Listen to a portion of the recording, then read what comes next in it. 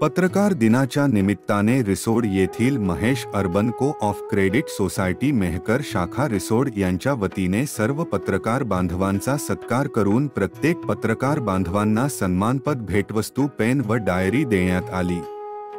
सर्व संचालक मंडळांनी पत्रकार बांधवांचा सत्कार केला।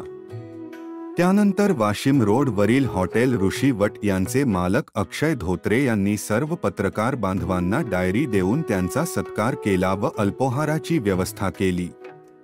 मराठी पत्रकारितेचे जनक बालशास्त्री जांभेकर यांना मराठी पत्रकार दिनी विनम्र अभिवादन।